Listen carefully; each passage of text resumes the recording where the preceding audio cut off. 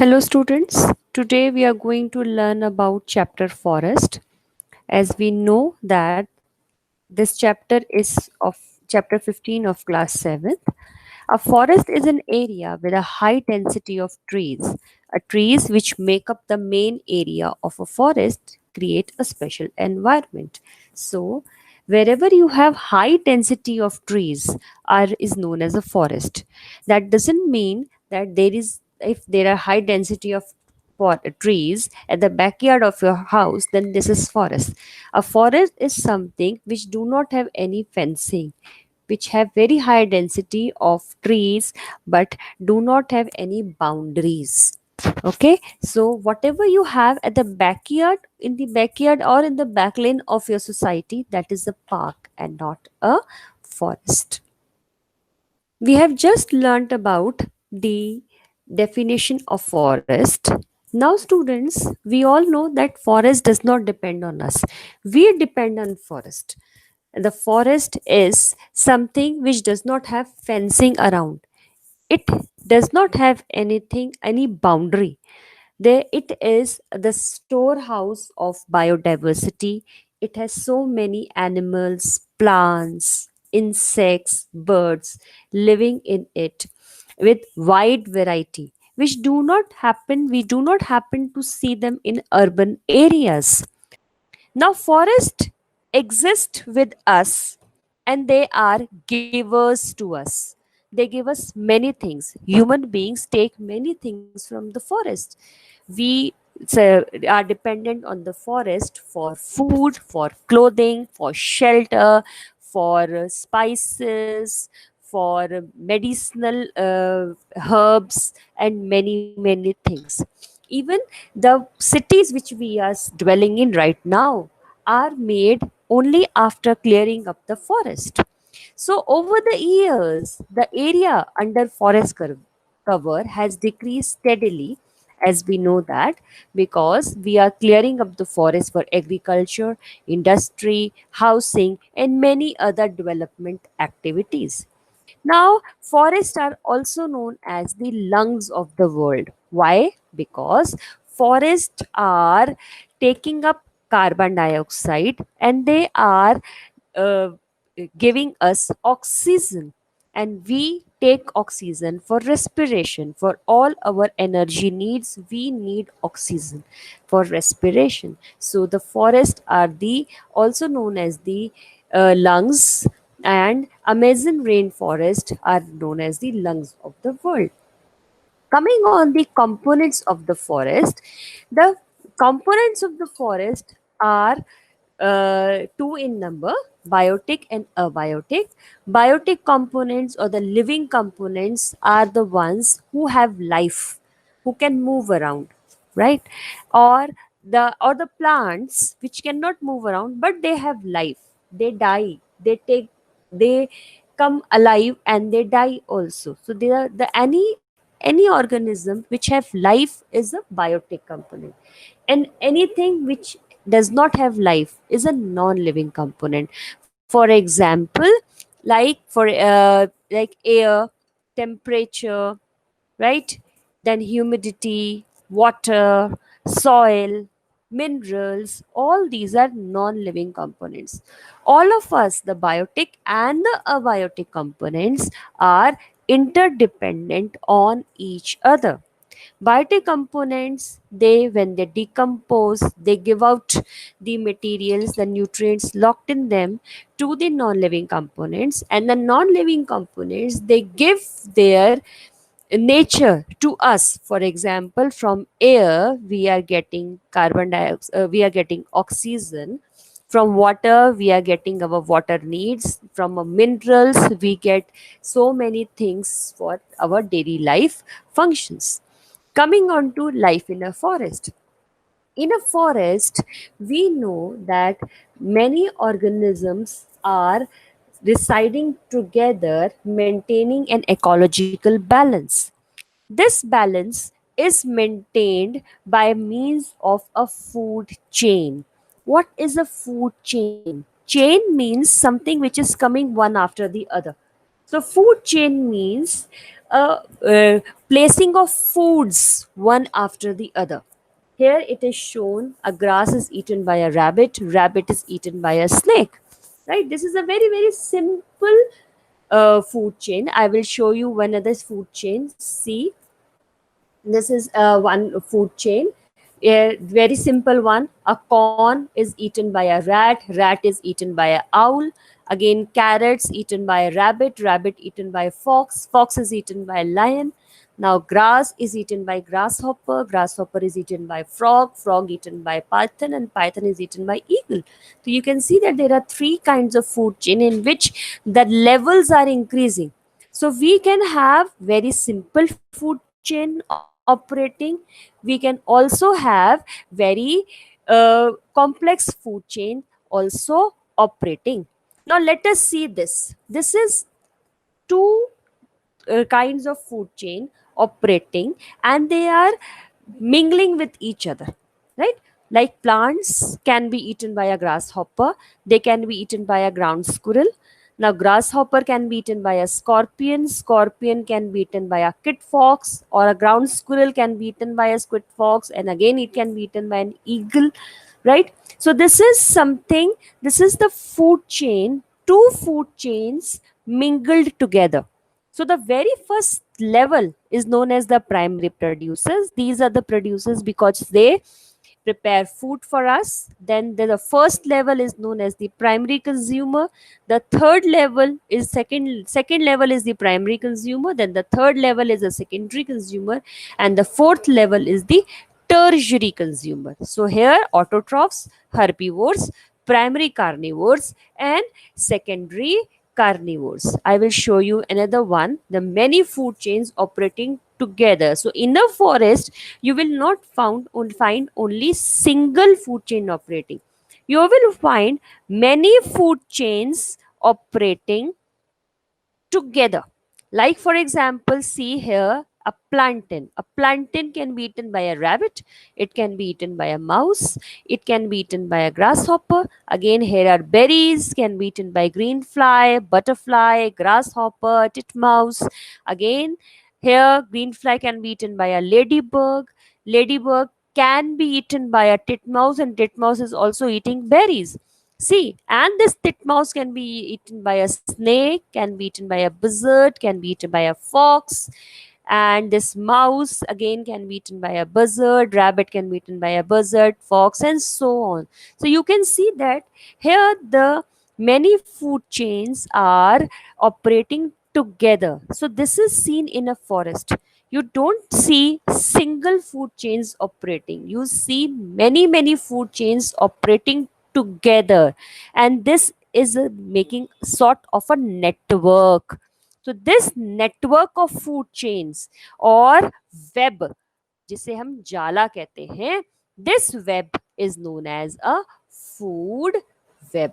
Okay, coming on to the forest, that when we are talking about forest, when we are talking about food webs and food chain, the very last the level is always of a decomposer. Every food chain, any of the food chain which is operating, always ends up in decomposers. Whatsoever level it is, whether it is a squirrel, squirrel when it will die, when suppose it is not eaten by a hawk, then if suppose it dies, then it will be decomposed.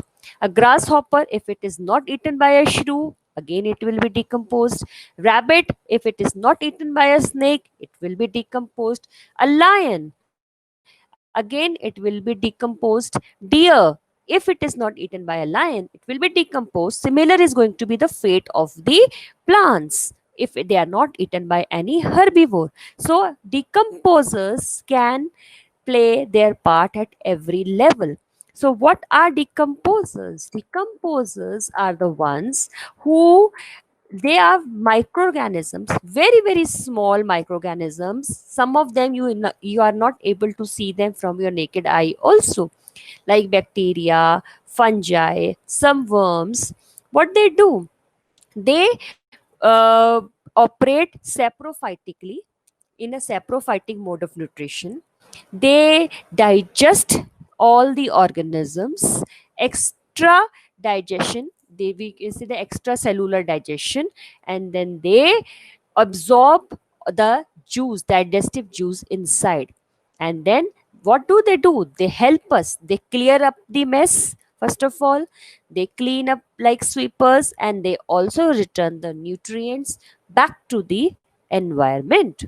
Now, a forest, I was telling you in the beginning of the chapter, it is an independent unit. Why? Because we do not need to add anything into it. All the animals, they uh, they live by themselves.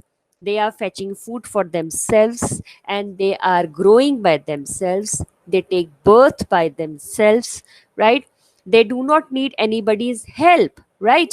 Then the plants also, the seeds, you do not go and plant seeds. The seeds are thrown, they are dispersed by various means in the forest, and then they germinate by themselves. When animals or plants die, they get decomposed, and the forest floor is fertilized by these nutrients. So, continuous nutrient cycle goes on and on and on, right? So, that is why forest is an independent unit. It does not need us. We need forest. Forest does not need us. Now, coming on to the layers of forest, let us talk about the layers of forest. So, when we go to any forest, we always see many types of plants. We see small plants, we see middle level plants, we see some plants which grow to our height, and we see some plants which are very big. They have a single trunk with a large canopy or umbrella like structure, and there are some plants which are very, very thin, they're just growing upwards, right? So we have many types of plants growing in a forest.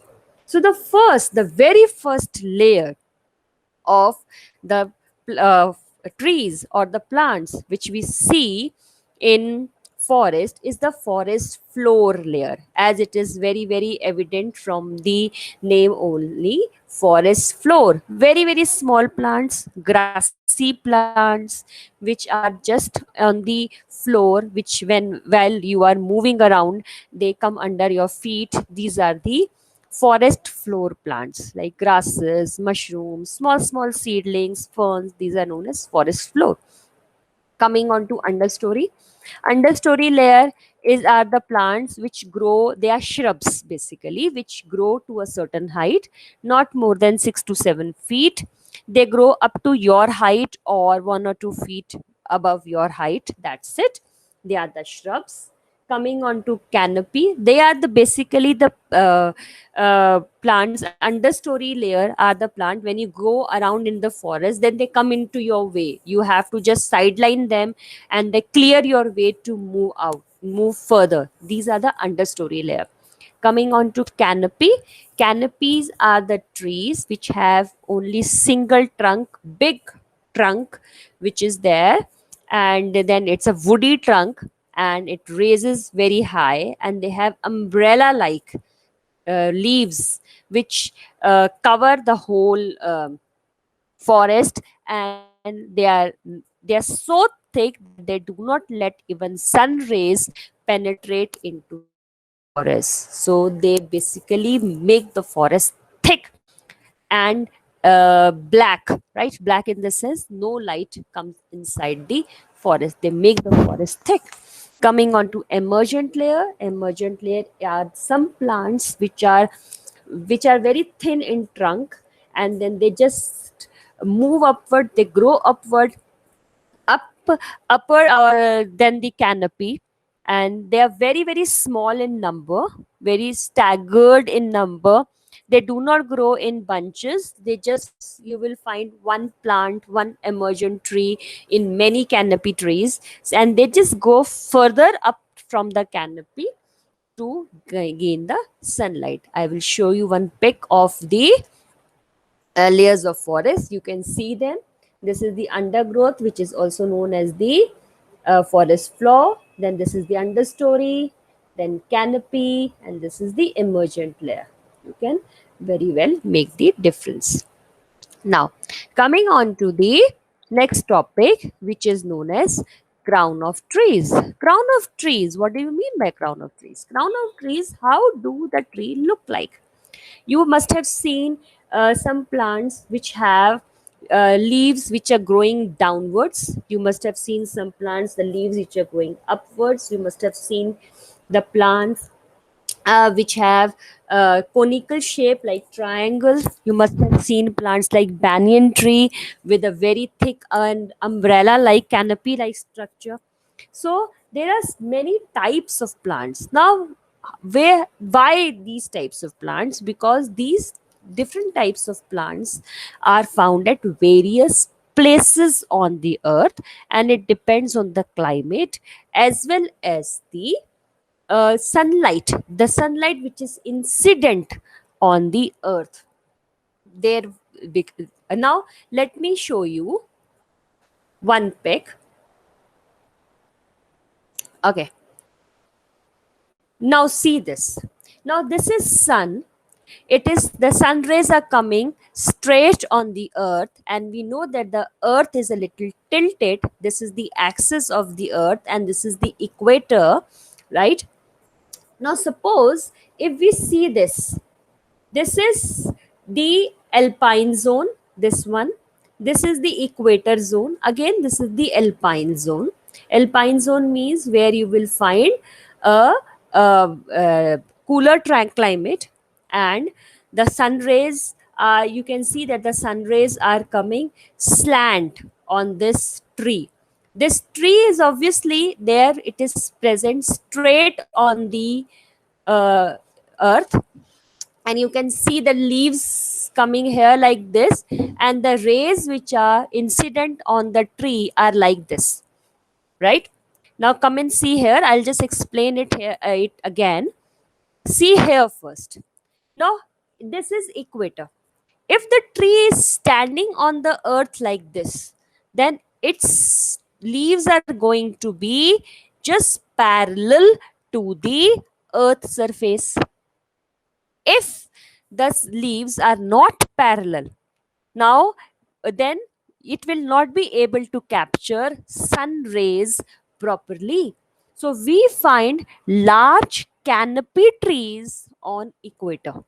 Why? Because they want to capture as much as sun rays as possible to make most of them, to make maximum photosynthesis, to make maximum food.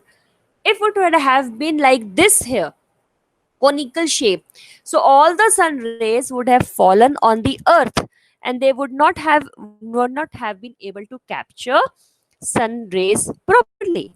But this is not the case here. As I told you, I'll tell you later on. See, this is not the case here. If you see here, like these pinus trees, they cannot be have canopy, because if they are going to have canopy here, the canopy again is going to be parallel to the earth's surface, and all the sun rays would have fallen on the trunk of the canopy of the tree and not on the leaves. So that is why the trees here have conical shape to capture maximum sunlight.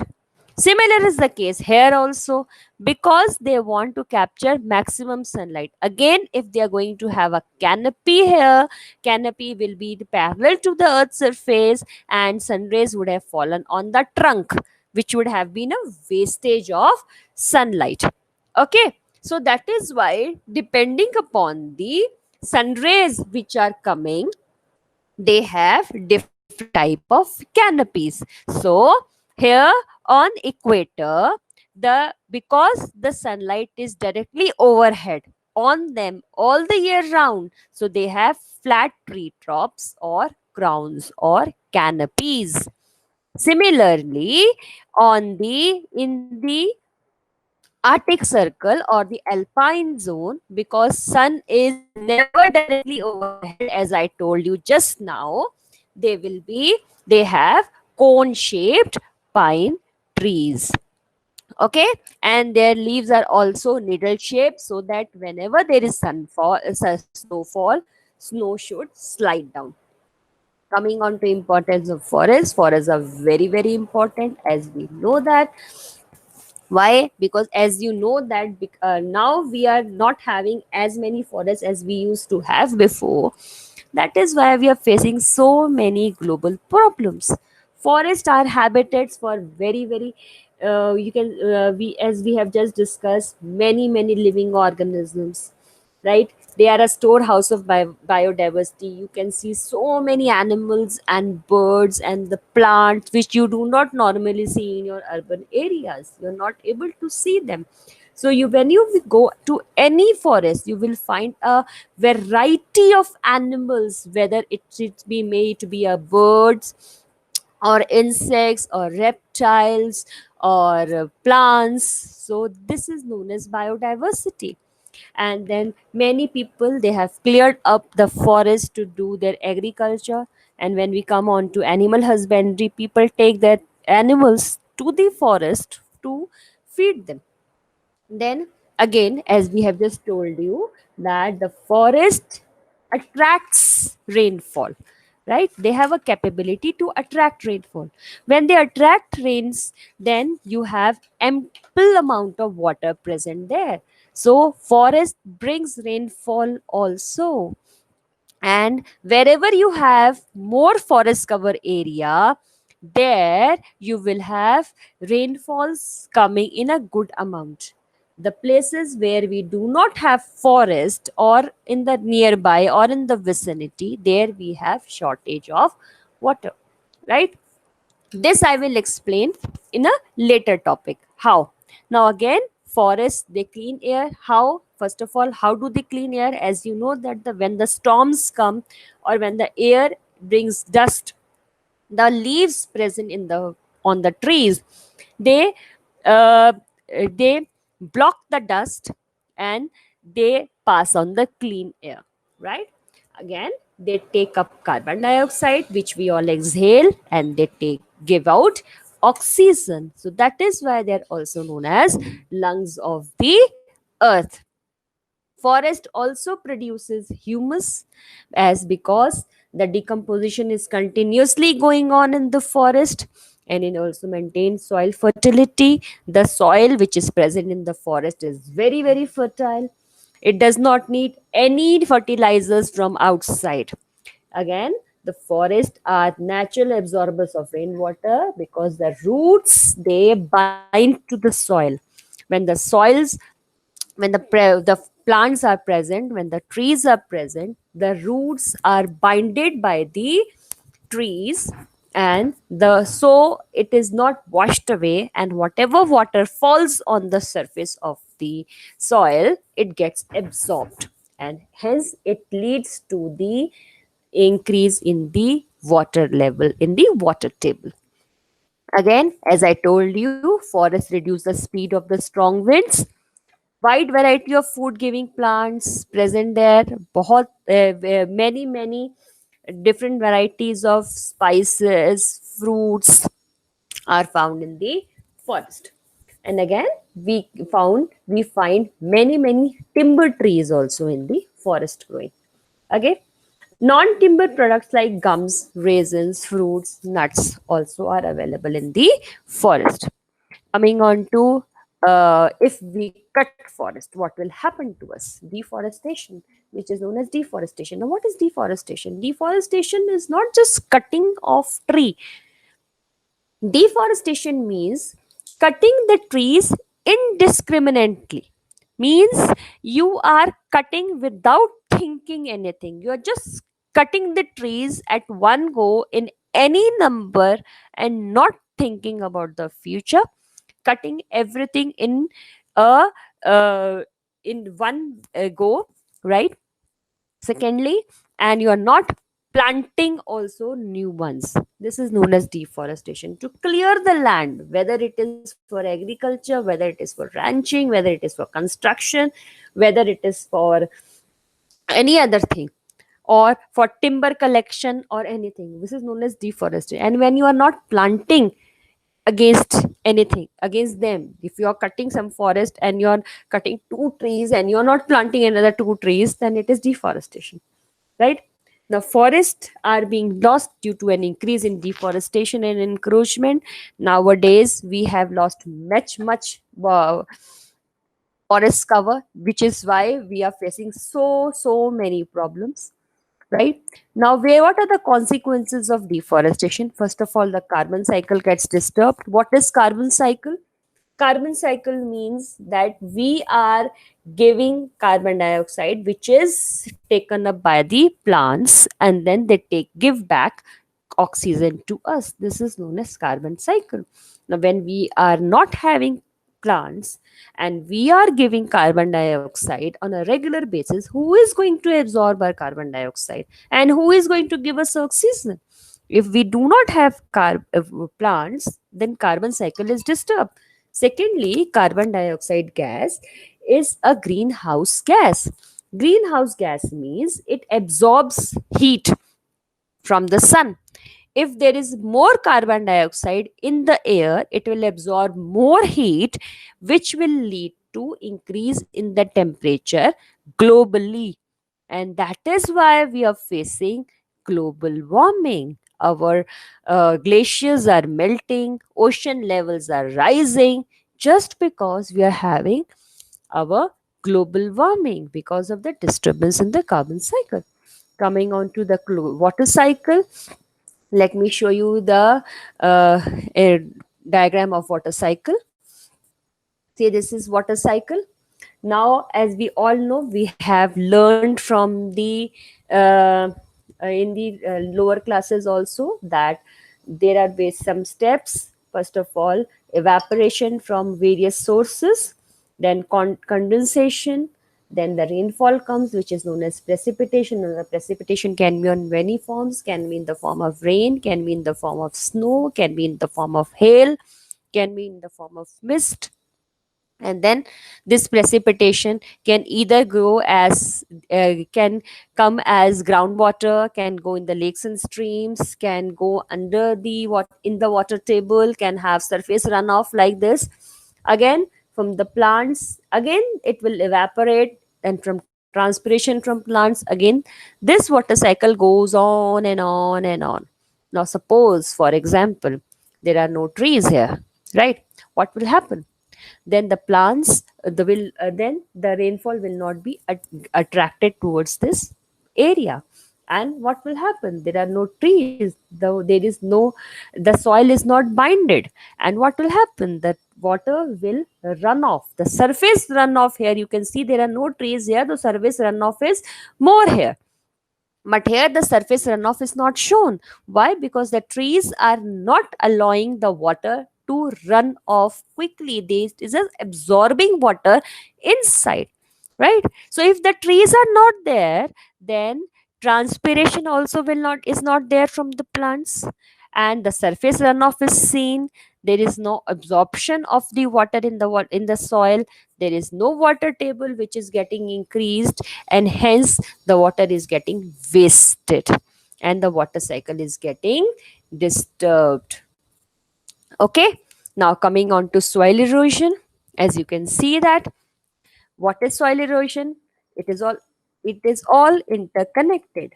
As I told you, if there is no plants there, the soil is not binded.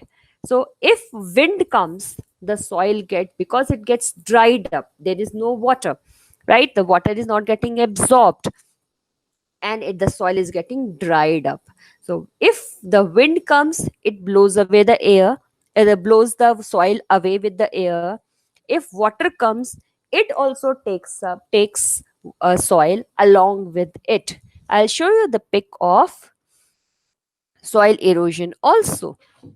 You can see that. See, yeah. So you will see that you can see soil erosion, right? Coming on to silting of water courses and lakes and dams.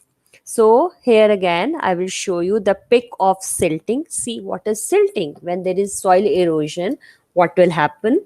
The water will take away all the soil, the topsoil from the place, and then all the soil will come and gets collected in the water resources. And see, it is going to get collected on the shores, and it is going to collect on the bottom. And what happens after this, when the all the soil comes and gets collected on the shore and the bottom, there is no place for the water to settle, and the water resource gets shrink, and slowly it starts shrinking, and less of water is included in the water resource. Now, coming on to extinction of species, when we see that we cut the forest, there are many organisms which are living in that forest, they die. And suppose there are many organisms which are there in the forest only, in that forest only and nowhere else. They live, they are endemic to that place, so they die and then they are extinct, then and they are nowhere else to find. Coming on to desertification, because the soil erosion has taken place, topsoil has gone with the water or the wind, so we see that desertification has taken place. What is desertification? Formation of a desert, because there is no topsoil present, no water going inside, and there is no vegetation which is growing now, so it's slowly this will lead to formation of a desert, which is known as desertification. Okay. Now, our Rajasthan, which is known as our Thar Desert, was one of the biggest forest before. Because of overhunting, because of overgrazing, because of overcutting of forest, now it has led to become one of the biggest deserts of the world. Coming on to some common trees in India, we know the trees are very important to us, and we know that there are many trees. All the trees are very important to us. Some of the trees have been mentioned in the chapter. Let us talk about them. Let us talk about our national tree, which is known as banyan tree. Why banyan tree a national tree? Because it is also known as an immortal tree. Why? Because it is lives for years, for hundreds of years together. It lives. No, and it has so many roots which are coming out of it. I'll show you the pic of the banyan tree. See, can you see this pic? No, this is banyan tree, which has, you can see that this is so big. You can see the trunk, you can see the canopy, so huge, the canopy so thick, and it has so many roots. Now these roots slowly and slowly will come down, will reach the ground, and they will become woody, and it will give you an idea that it has so many trunks. So it is an incredible tree, and that is why it is known as our national tree. Coming on to teak, teak is very important. Teak is used for making furniture and doors. It has medicinal value also. I'll show you the pic of the teak also. See, this is a teak forest in Kerala. Teak is has a very prized wood for making furniture. Now we do not get teak nowadays easily, because of overcutting of the teak forest. Only some of the teak has been teak forests are left behind, so it is a ban on cutting of teak now, right? Coming on to the teak looks like this. Coming on to third one, which is known as neem tree. It is a miracle tree. You can find neem tree in your societies, in your gardens. It is, see, this looks like this. Many of you must be knowing it also. It is very important. It is a miracle tree because everything of every part of the neem tree is useful, whether it is a root, whether it is a shoot, whether it is a trunk, whether it is a fruit, whether it is a leaf. Leaves are also used as pesticides. Fruits are used for taking care of stomach ailments. And then it has a large canopy. Many people sit inside in under the canopy to rest, to talk, and it is important for trade, for passers by also. Coming on to eucalyptus tree is very, very, very important again. It has it has a wood which is very useful in making paper. Also, many species of eucalyptus tree has is are specially used to make oil, which is known as eucalyptus oil. Eucalyptus oil used for making is used for you can say, when you have leg pains, it is used for curing various leg pains and headaches and all. It is used for all these things, right? For massaging also, for massages it is used. Coming on to Deodar, now you will Devdar or Himalayan Kedar is found in Himalayan region. It looks like this. You must be familiar with the tree. Whenever you go to any Himalayan region, this is a tree which is found in abundance there. This is, you will find them there in abundance. All the hills that has Kedar tree, it has so many raisins. It has raisins present. Then you take out so many useful products. It is also used for making medicines. It is a coniferous tree. Coming on to Sal. Sal is a deciduous tree. Deciduous tree means the tree which does not need much water, and it is not an evergreen tree. It sheds its leaves also in some reason, and then it has a place where does not have much water. It is present there, and it is very important because Lord Buddha died was born and died under a sal tree. And I'll show you the pic of some sal tree also. So this is the pic. You can see that this is the forest of sal, which is generally found in the central area, central India. Okay. Coming on to Amalta's golden shower tree. Golden shower tree is very is found in abundance in Delhi. I will show you the pic of golden shower tree also. It is a medicinal tree. See, this is a medicinal plant. You can by seeing it, you will be able to recognize it. In the spring season, just after the winters, in February March, you are able to see these flowers. Yeah, right. Then coming on to Ashoka tree. Ashoka tree looks like this. I'll just show you. See, Ashoka tree looks like this. Again, it is an plant which is also grown for yeah, that's for decoration purposes also. It is important. It is used for medicines also. Very, very important tree, and it is also known as a sorrowless tree. Okay, class. So this is about forest. So forest is very, very important to us, and they are uh, lifeline of our world, of our earth. So it is very important that we should not cut forest. We should respect them, and we should try to grow as many trees as possible on earth, so that our earth is blooming with trees, is we are having our lungs intact, like lungs of the earth. As I told you, we call forest as lungs of the earth. Our ecosystem keeps on running, and if there are forest, we are there. If there are no forest, in some or the other time, human race also will be lost. Okay, so it is very important that we should respect trees. We should respect our our forest.